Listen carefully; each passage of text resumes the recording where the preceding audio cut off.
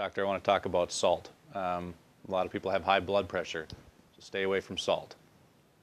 But we need it. Well, salt is an essential nutrient. Sodium and chloride. You cannot have nerve impulses without sodium chloride. They're an integral part of the biochemical system of nerve transmission. You cannot move water around in your body or retain it in the right compartments, inside your blood vessels, inside your tissues, inside the cells. You can't keep things in the right compartment without sodium chloride. The chief cells in your stomach cannot make stomach acid without salt. Okay? Salt is the raw material. Sodium chloride is the raw material to make hydrochloric acid in your stomach. Now, two things have happened because of this terrible criminal advice that doctors have given. It's criminal. Anybody else do this to the American people, they'd be put in jail for life. Some of them would be executed because of the number of people who are killed over this, right? Salt is required to make stomach acid. You don't have enough stomach acid, you get reflux, incorrectly called acid reflux. It's reflux. Reflux is caused by insufficient amounts of stomach acid, not too much stomach acid. So doctors have even named it the wrong thing, right? And basically, you get reflux when you don't have enough stomach acid to keep your stomach environment sterile. So yeast begin to grow in there, so you eat carbohydrates and sugar. They ferment that, produce gas. Heartburn, pressure, reflux. Because you have all these things growing in your stomach. Okay, when you get a pH too high, you get a pH above 4, all these things begin to grow. You have a pH under 1, your pepsin works to digest proteins, and you can absorb minerals, you can absorb B12. Your pH gets above 2, 2.5, you can't do that. Okay, so you're in trouble.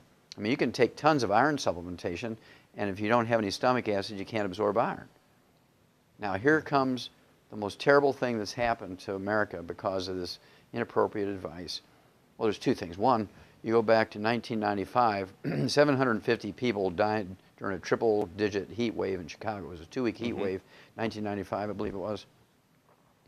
750 people died here in Chicago, and thousands of people fell out with heat stroke.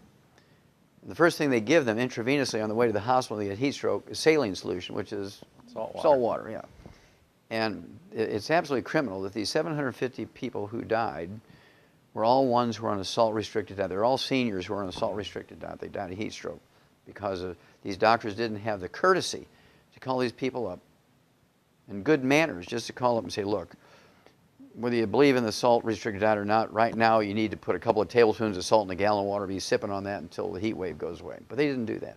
And so all those people who died of heat stroke who were under the care of doctors who were on a restricted salt diet, those doctors should be put in jail, okay, for almost like the same thing as vehicular homicide, the same type of thing as manslaughter, right, type of thing.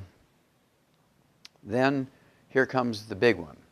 Right now, on the average, this is a Mayo Clinic study, came out in 2009. They said that as many as 30%, 30 people out of 100 in America now have celiac disease and have trouble absorbing nutrients. And as a result, there's people with 25 legitimately diagnosed diseases, which are all nutritional deficiency diseases. They're going to 18 different specialists for all this. And they're paying, tens of thousands of dollars a day to deal with this. And it's simply a gluten intolerance, and their intestines are damaged, they can't absorb nutrients. Well, when you can't digest wheat, barley, round, oat glutens, and you absorb these big chunks of what's called polypeptides, your body recognizes and sets up an intolerance to those partially digested proteins, you get gluten intolerance. You get celiac disease, irritable bowel syndrome, inflammatory bowel disease, diverticulitis, ulcerative colitis, Crohn's disease. The doctor's approach to these diseases are cut your intestines out.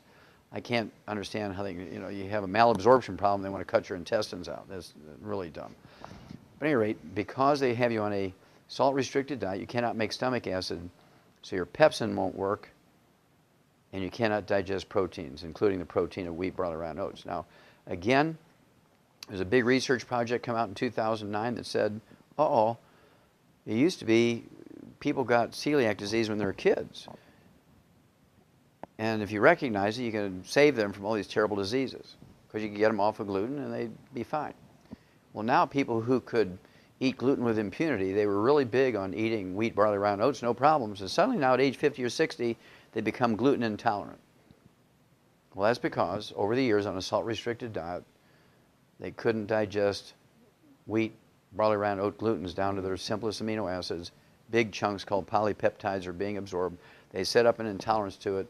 And now at age 50, 60, we have 80 out of 100 people with gluten intolerance because of this criminal advice to restrict salt.